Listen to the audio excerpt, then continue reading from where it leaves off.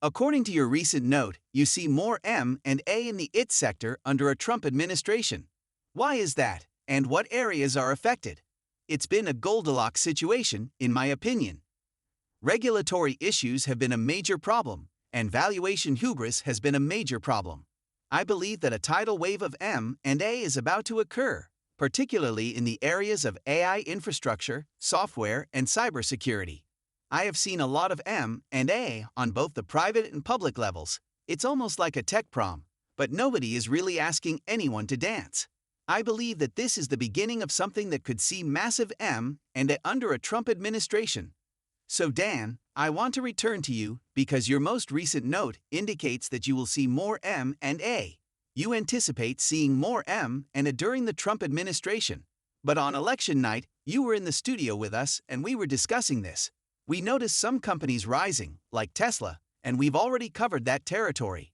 But you mentioned that there are other stocks. I believe that everything Karp and the team are doing will be paler, and from a US DoD perspective, we're going to see massive spending there on hyperscalers. Paler also sees Google and Apple as beneficiaries. So why is this going to be a golden era for AI infrastructure?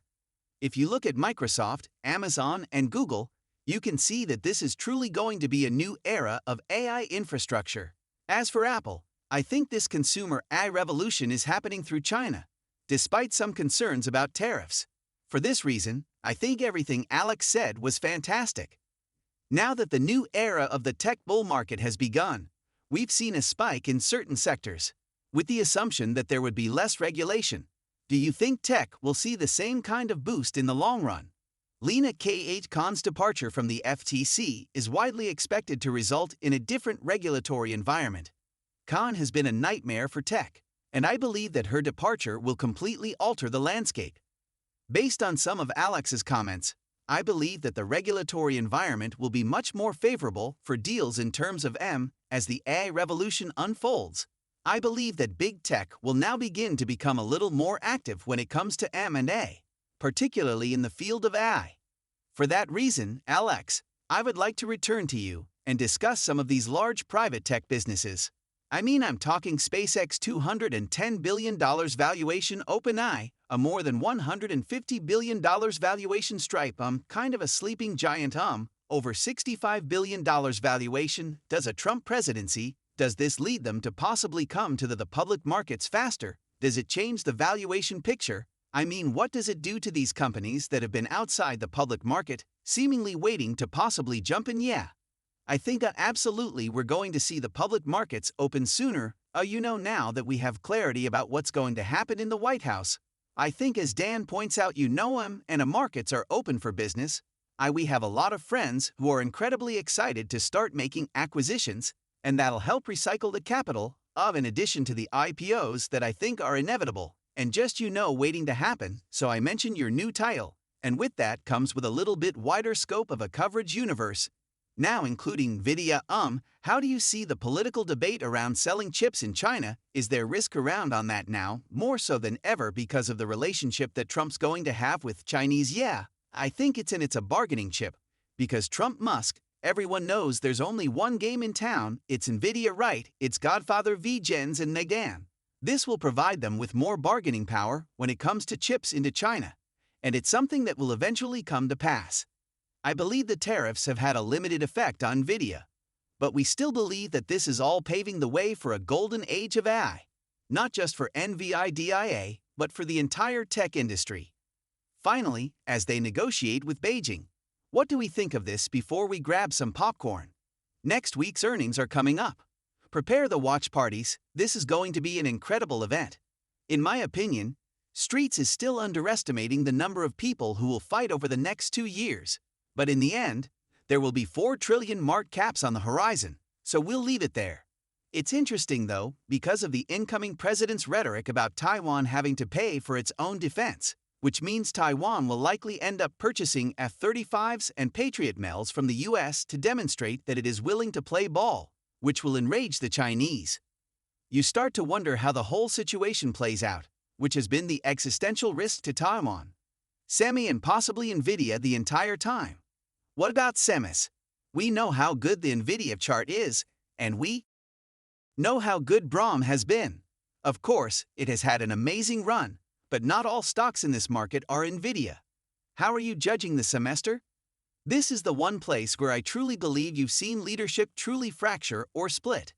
Where's Amat, where's Lam Research, where's ASML, where's Samsung is you know of what is perceived as leadership. I think it's the fast of that it's the weakest under the surface. Only 25% of semis are actually above their 200-day moving average. Here you do get some good seasonality with semis the next 4 or 6 weeks. I think if you got a bounce I'd be more inclined to fade that bounce than semis, and I would be chasing. I asked you earlier about Burke or selling Apple, so let me flip it and ask you about Nvidia now and the inclusion in the Dow, and how you're thinking about that based on what you've seen through the years. Yeah, I mean obviously on some level the inclusion of Intel previously, and not having a play on Nvidia, which is 7% of the S&P 500, probably just made the Dow feel a little bit unrepresentative of the economy right now. Now, you could definitely make the case that it's just grabbing onto a high momentum play way after the fact, after its greatest gains.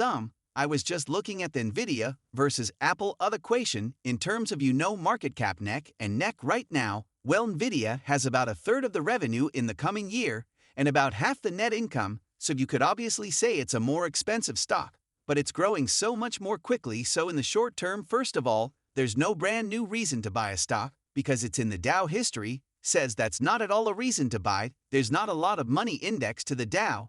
It's much more about the way that it's validating its current role in the new tech economy, which we sort of knew already. So again, I don't think it's a sell the news, maybe it's a buy because of the capitula. The brightest minds in the planet are working on this issue, and I have no doubt that they will figure it out. They're navigating the situation. A few months ago, there were additional obstacles. These are incredibly intelligent people who are figuring things out. However, I believe the good news is that data is the new oil and gold and is truly taking off. We are using AI to create data. We are producing artificial data. These guys are working out how to input the data we're creating from scratch into models. Additionally, Elon Musk is transforming self-driving technology by taking an increasing amount of video. Jim spoke extensively about video, and I believe they've made significant progress in that area. However, that has only just taken hold. I believe we'll overcome this, and as Jensen stated on the conference call, the data center is the next manufacturing hub for artificial intelligence. Let's return to Nvidia based solely on your forecasts. I would like to know your expectations for next year's sales and growth rate, so that I can understand why you have set your pricing objective. My revenue is expected to expand by 50% next year, which I believe is conservative. And then at 22% the next year. Who knows, but given Jensen's history, that 22% would seem like a relatively low percentage. Our goal is merely 35 times our projection for 27, which is actually calendar 26. For this stock, it is a PE to growth that is still quite appealing at the moment. Naturally, the stock may decline on any given day.